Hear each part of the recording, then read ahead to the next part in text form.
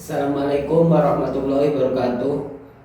Perkenalkan, kami dari kelompok 4 dari mata kuliah Filsafat Pendidikan Islam yang diampu oleh Dr. Neis Marfuah, MMPD. Insya Allah pada kesempatan kali ini kami akan membahas mengenai analisis filosofis tentang arti pendidikan, dasar dan landasan pendidikan serta tujuan pendidikan Islam.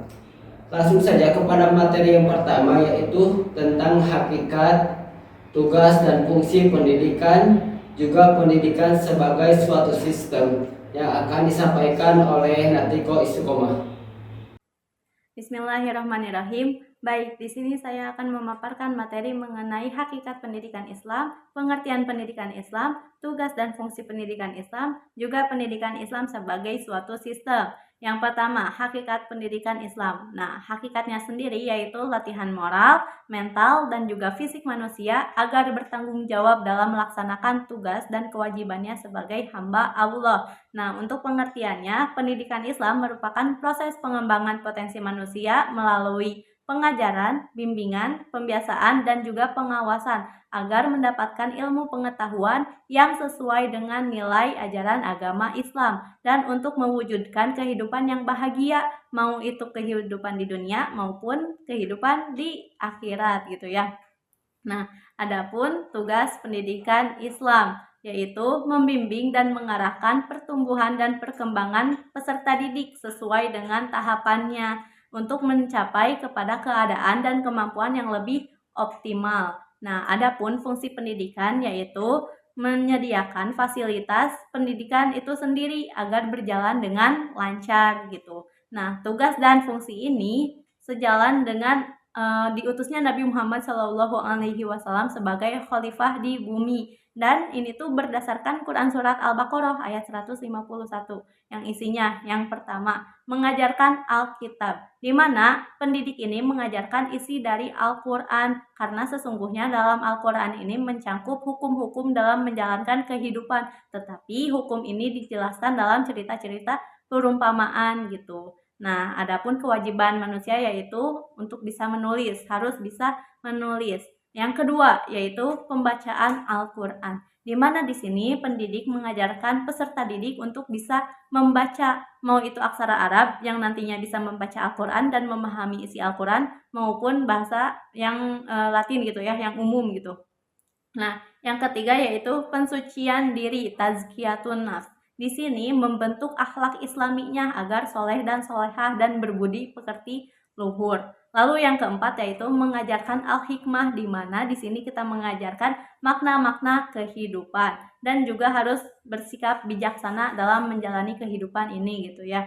Nah, lalu yang kelima yaitu mengajarkan ilmu pengetahuan, karena sesungguhnya tidak ada dikotomi antara ilmu umum dan juga ilmu Islam, karena semua ilmu itu berasal dari Al-Quran dan juga As-Sunnah, dan kita bisa kayak menyambungkan ilmu umum dan juga ilmu keislaman seperti astronomi dengan kekuatan Allah gitu ya, dengan kuasa Allah gitu, dimana di sini semua planet bisa tergerak atas kehendak Allah itu sendiri. Nah, seperti itu ya contohnya. Lalu ada pendidikan Islam sebagai suatu sistem. Yang pertama, pendidikan Islam dalam penerapan nilai-nilai keislamannya. Ini dicontohkan atau dimaksudkan dalam kehidupan sehari-hari. Contohnya, seperti penerapan mutiara hikmah, al-adibu mahbubun, terus akrim abaka wa ummaka, kul khairan awlitasmut, dan yang lainnya.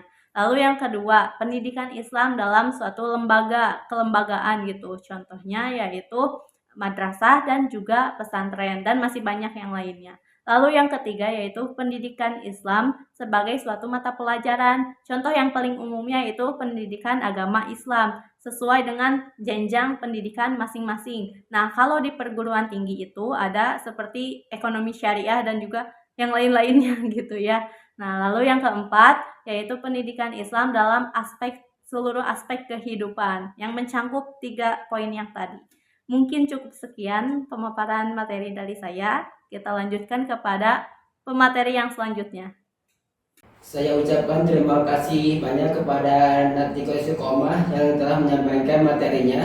Lanjut saja kepada materi yang kedua, yaitu tentang sumber dan dasar pendidikan Islam, juga perbedaan pendidikan Islam dan non-Islam yang akan disampaikan oleh Lisa Septiani. Bismillahirrahmanirrahim. Insya Allah pada kesempatan kali ini saya akan menjelaskan mengenai sumber, dasar, dan perbedaan antara pendidikan Islam dan pendidikan non-Islam. Nah, yang pertama yaitu sumber pendidikan Islam, yang pastinya bersumber dari hukum Islam yang pertama yaitu Al-Quran, yang kedua yaitu hadis atau as-sunnah yang merupakan penjelas dari Al-Quran yang merupakan perbuatan, persetujuan atau ucapan Nabi Muhammad, yang ketiga yaitu ijma, yang keempat yaitu qiyas. Nah, adapun dasar dari pendidikan Islam yaitu yang pertama dasar historis. Nah, Islam mengambil pelajaran dari sejarah umat-umat terdahulu yang dapat diambil pelajaran, baik itu yang baik atau yang buruk. Nah, contohnya seperti kisah Nabi Ibrahim atau kisah Fir'aun. Yang kedua yaitu dasar sosiologis. Nah, ini maksudnya disesuaikan dengan kondisi sosial masyarakat agar diharapkan sesuai dengan realitas kehidupan yang ada. Yang ketiga yaitu dasar politik administratif. Nah, pendidikan Islam dipengaruhi oleh pemerintah dan aturan kebijakan yang sedang berlaku pada suatu daerah atau negara di suatu tempat. Yang selanjutnya itu dasar filosofis. Nah, jadi pendidikan Islam memiliki dasar filosofis yang mendalam, yaitu mencari hakikat dan kebenaran dan hikmah dalam kehidupan.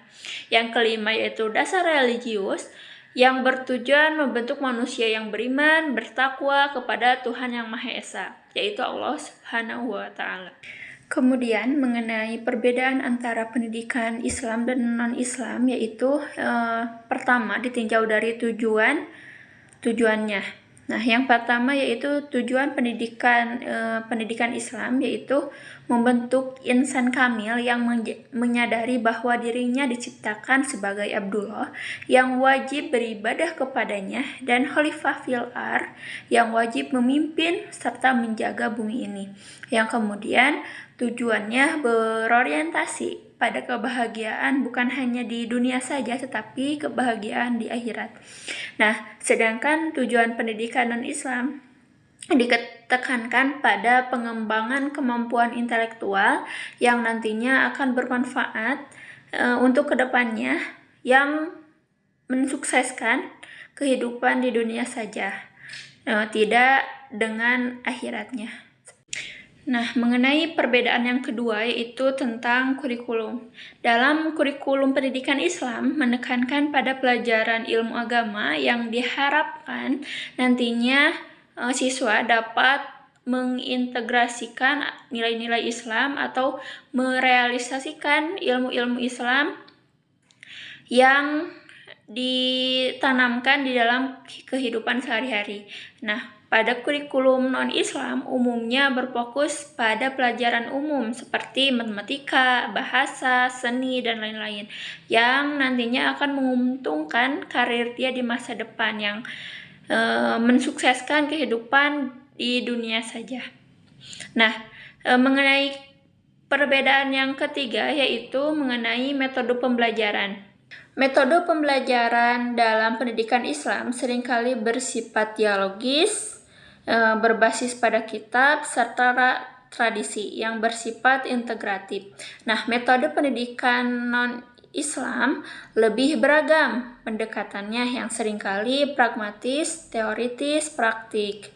Nah, penggunaan teknologi dan metode pembelajaran yang modern lebih diutamakan. Yang keempat yaitu perbedaan nilai dan etika. Nah, pendidikan Islam mengajarkan nilai moral, etika, tanggung jawab sosial yang bersumber pada ajaran Islam itu tersendiri, yang nantinya penilaiannya berupa pahala ataupun dosa. Nah, adapun pendidikan non-Islam, penilaian nilai, etika, dan lain-lain sebagainya yaitu bersumber dari kebiasaan hidup masyarakat tertentu. Jadi seringkali tidak sesuai dengan ajaran Islam atau ajaran agama-agama yang lainnya. Jadi disesuaikan dengan kehidupan sosial tersebut. Mungkin itu saja yang dapat saya sampaikan. Sampai jumpa. Assalamualaikum warahmatullahi wabarakatuh. Terima kasih kepada pemateri yang pertama dan pemateri yang kedua yang telah menyampaikan materinya. Semoga bermanfaat bagi yang menyampaikan, umumnya bagi kita semua. Alhamdulillah, acara dari awal sampai akhir telah kita selesaikan. Tutup saja dengan doa, Robbana atina fid dunya hasanah wa fil akhirati hasanah wa qina adzabannar. Wassalamualaikum warahmatullahi wabarakatuh.